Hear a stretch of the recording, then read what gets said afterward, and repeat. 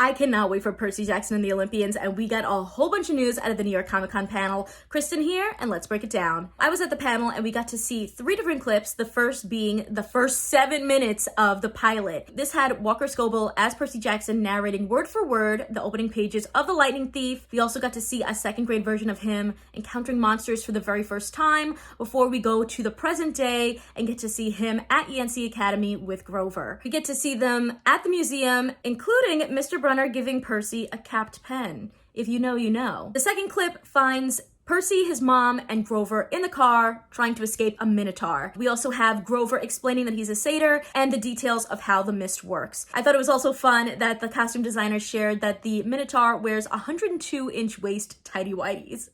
And then the biggest surprise of all, Rick and Becky Riordan came out to present the final clip, which was Capture the Flag at Camp Half-Blood. Clarice and her team attack Percy Jackson using her iconic spear, and Luke captures the flag for the blue team.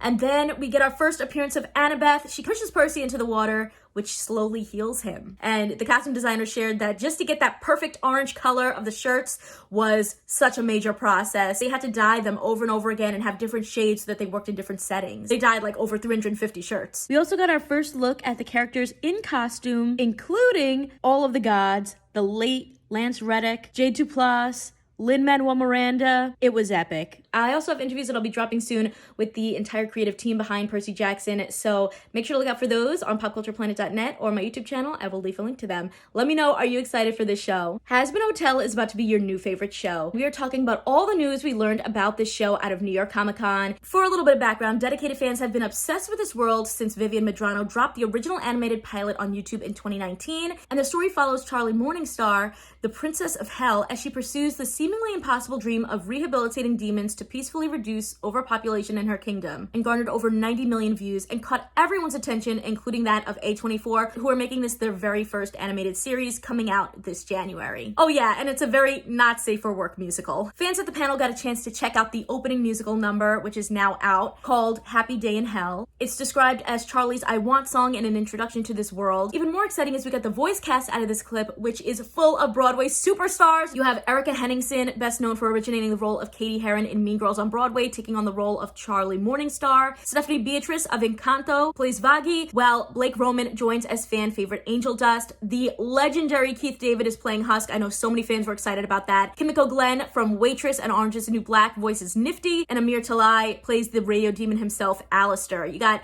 Alex Brightman from Beetlejuice on Broadway and School of Rock as Sir Pentius, and Joel Perez and Christian Borle as demons Valentino and Vox. I know, the theater kid in me is screaming too. What I think is so cool also is that Medrano shared she had been slowly sort of building this world or coming up with these characters since middle school. The character of Alistair was inspired by Bert Healy's You're Never Fully Dressed Without a Smile from Annie, very fitting with all the Broadway vibes. She had seen a clip online of Amir playing the role in a production, loved the voice, thought he was perfect, sent him to casting, and he booked the role. I'm just so excited for Hazbin Hotel. Let me know if you are too.